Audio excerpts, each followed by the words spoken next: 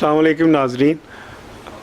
10 दिसंबर आलमी सतह पर इंसानी हकूक़ के तौर पर मनाया जाता है, जिस दिन अक़वाम मुत्तहिदा ने इंसानी हकूक़ का चार्टर पास किया 10 दिसंबर 1948। इसी दिन के हवाले से ह्यूमन राइट्स चैनल ने ये मुनासिब जाना कि उन शख्सियात के साथ गुफ्तगू की जाए जिन्होंने इंसानी हकूक़ में बहुत काम सर अंजाम दिया है। मोहतरम SM ज़फ़र साहब जो बानी हैं human rights society of Pakistan के, उनकी शख्सियत के यूँ तो बहुत से गोशे हैं। आप आइनी माहिर हैं, आप साबिक़ वज़ीर कानून रहे, सेनेटर हैं, लेकिन ये गोशा आपको जान के हैरानी होगी कि गुज़श्ता 41 बरस से ज़ायद वो इंसानी हकूक़ के सिलसिला में अपनी सोसाइटी के ज़रिए ख़िदमात सर अंजाम दे रहे हैं और अपनी हद तक एक शमा जो इंसानी हकूक़ की है वो जलाए रखे हैं, जिस शमा की रोशनी पाकिस्तान में जगह जगह फैली है। तो हम बातचीत करेंगे आज की हम मेहमान शख्सियत जनाब SM ज़फ़र साहब से। बहुत शुक्रिया सर। बहुत शुक्रिया आपका।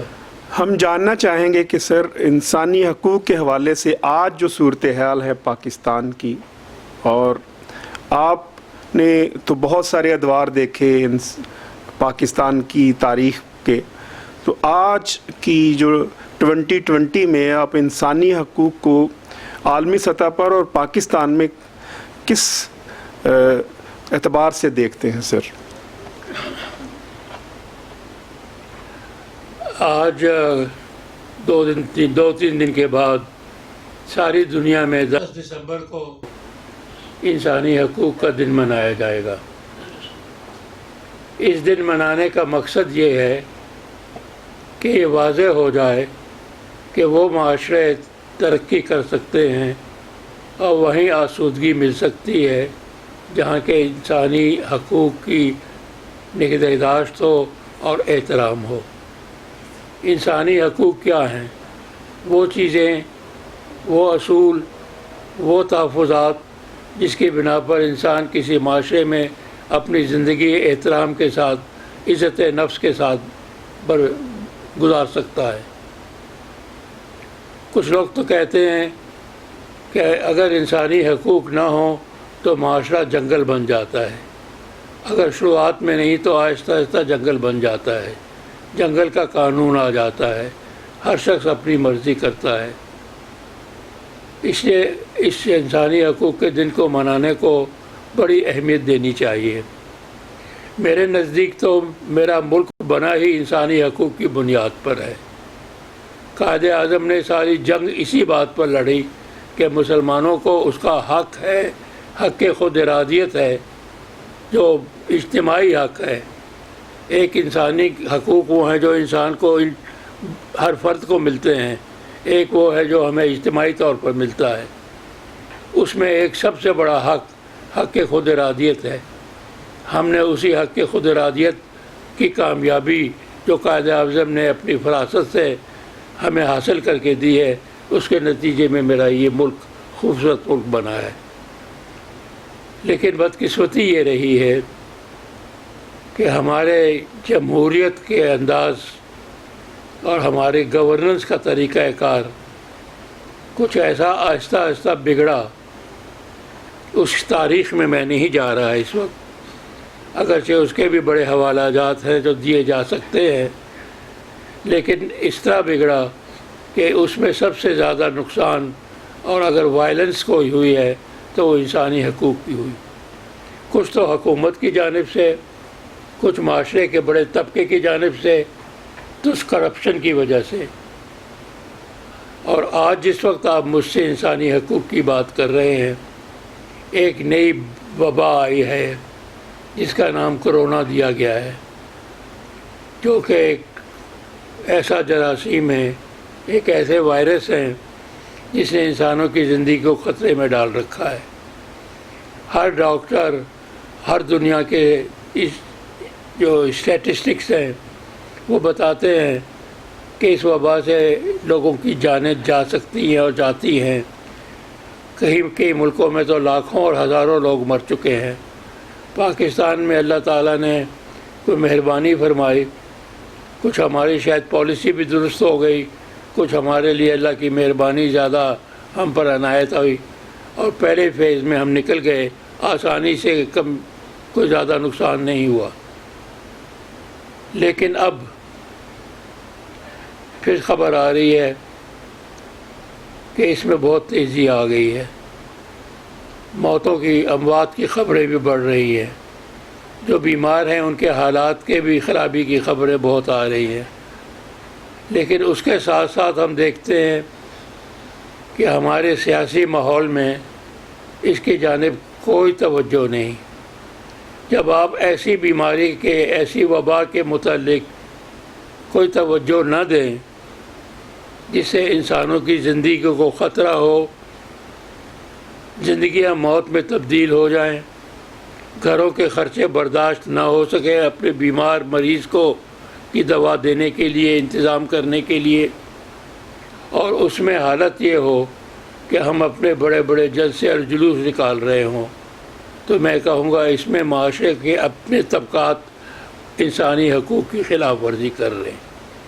اسی وجہ سے انسانی حقوق نے، ہمارا سوسائٹی نے اس بار اس سال جو ایوارڈ دیے ہیں ان میں سے ایک ایوارڈ، اور میں کہوں گا وہ بہت ہی ممتاز ایوارڈ ہے، اور آپ لوگوں کی سوچ کی میں داد دیتا ہوں کہ آپ لوگوں نے وہ ایوارڈ دیا ان تمام ڈاکٹروں کو، ان تمام نرسوں کو، ان تمام فارماسسٹوں کو، ان تمام اینستھیسسٹوں کو جنہوں نے لوگوں کا انتظام کیا آئسولیشن میں، وینٹیلیٹر کا، اور جنہوں نے اپنی جانوں کا نذرانہ دیا، ڈیوٹی بھی ادا کی اور جان بھی نذر کر دی.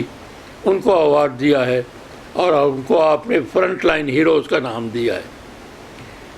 جب فرنٹ لائن ہیروز کو ہم ایوارڈ دے رہے ہیں تو مجھے حق پہنچتا ہے کہ میں آواز اٹھاؤں کہ اب یہ جلسے جلوس نکالے جا رہے ہیں، یہ بند ہو جانے چاہیے.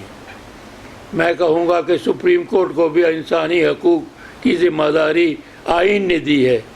آئین نے کہا ہے کہ جہاں کہیں انسانی حقوق کی خلاف ورزی ہو رہی ہو اور وہ عوام کے نقصان کے لیے ایک بہت اہم مسئلہ بن جائے تو سپریم کورٹ کو اس میں ضرور دخل دینا چاہیے.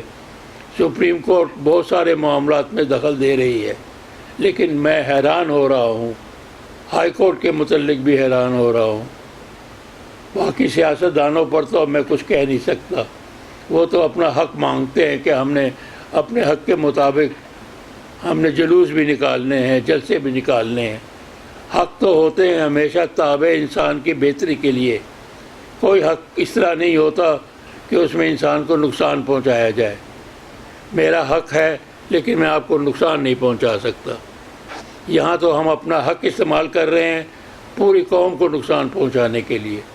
تو کیا وجہ ہے کہ سپریم کورٹ میں یہ معاملہ پوری طور پر طے نہ ہو جائے کہ اب جلسے جلوس بند ہو جائیں. آپ اپنا کام کریں، پارلیمنٹ آپ کے پاس موجود ہے، قانون کے بہت سارے آپ کے پاس راستے موجود ہیں، آپ اپنا احتجاج جاری رکھیں. لیکن یہ جلوس اور جلسے اب میرے نقطہ نظر سے انسانی حقوق کے خلاف جاتے ہیں. ان کے ساتھ ساتھ بہت سارے اور معاملات ہیں. ہمارے سوسائٹی میں بروٹیلٹی، تشدد کا ایک نیا رجحان آیا ہے، اور یہ رجحان ایسے طبقے پر ہو رہا ہے جو اپنی مجبوریوں کی بنا پر آواز بھی نہیں اٹھا سکتے. آپ کے انجمن انسانی حقوق کی اس سوسائٹی کا فرض بنتا ہے کہ اب وہ آواز اٹھائیں. ان میں سے وہ لوگ ہیں جو اچانک اٹھا لیے جاتے ہیں، کبھی اسٹیبلشمنٹ والے اٹھا لیتے ہیں، کبھی یرمغال والے اٹھا لیتے ہیں، کبھی جنہوں نے پیسے بنانے ہوتے ہیں وہ اٹھا لیتے ہیں، کبھی دشمنیوں میں اٹھا لیتے ہیں. یہ جو پوری کی پورا خاندان ان کے انتظار میں سال ہر سال صبح اور شام روتے اور آہیں بھرتے گزارتے ہیں، یہ ایک ٹارچر ہے. اس کو انسانی حقوق کا ٹارچر کا حصہ سمجھا گیا ہے. یہ ایک عام قسم کی اس خلاف ورزی نہیں ہے، اس کی بھی کوئی آواز اٹھانی چاہیے۔ ہم نے ایک بار ایوارڈ تو دیا تھا، میرا خیال ہے انسانی حقوق کا ایک ایوارڈ ہم نے دیا تھا، شاید جنجوا صاحبہ آئی تھی، یاد نام ہے آپ کو ان کا، مسعود جنجوا، وہ تشریف لائی تھی، انہوں نے ایوارڈ لیا تھا۔ اب پھر وقت آ گیا ہے کہ آپ لوگ اس معاملات میں غور کریں، یہ ٹارچر اب بند ہونا چاہیے۔ بچوں کے ساتھ جو ظلم ہو رہا ہے اس کے متعلق بھی خیال رکھنے کی ضرورت ہے، لیکن الحمدللہ شکر کی بات ہے کہ ہم جب دیکھتے ہیں اپنے ملک کے متعلق جہاں یہ خرابیاں ہیں وہاں روشنیاں بھی موجود ہیں۔ بہت سارے ایسے لوگ ہمیں نظر آتے ہیں جو بہت اچھے اچھے کام کر رہے ہیں، اپنا وقت دیتے ہیں، اپنی دولت خرچ کرتے ہیں اور انسانوں کی خدمت کرنے کی کوشش کرتے ہیں۔ یاد رکھیں کہ اللہ کی جانب بھی پہنچنے کا سیدھا سادہ راستہ بندوں کی خدمت کرنے سے ہی ہوتا ہے۔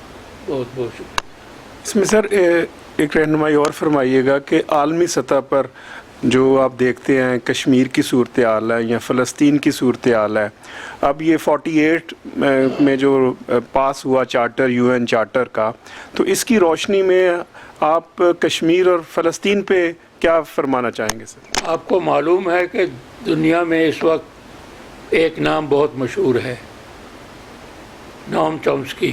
جی سر۔ اس کا کل ہی بیان آیا ہے کراچی سے، اور اس نے کہا کہ جو کچھ کشمیر میں ہو رہا ہے وہ انسانیت کی بے حرمتی کی انتہا ہے، اور انہوں نے کہا ہے کہ یہ سب کچھ استبدار اور اس مودی صاحب نریندر مودی کی جو پالیسی ہے اس کا نتیجہ ہے، اور انہوں نے یہ بھی کہا ہے کہ یہ ناقابل برداشت ہے، یہ ایک داغ ہے تمام انسانیت کی سوسائٹیوں اور معاشرے کے اوپر۔ اس کے علاوہ میرے پاس اور اچھے الفاظ کیا ہو سکتے ہیں۔ یہ تھے ہماری مہمان شخصیت جناب SM ظفر صاحب، جو 10 دسمبر جو انسانی حقوق کا عالمی دن ہے اس حوالے سے گفتگو فرما رہے تھے۔ تب تک کے لیے اجازت، جب تک ہم اپنے دوسرے معزز مہمانان گرامی سے انسانی حقوق کے حوالے سے گفتگو فرمائیں گے۔ السلام۔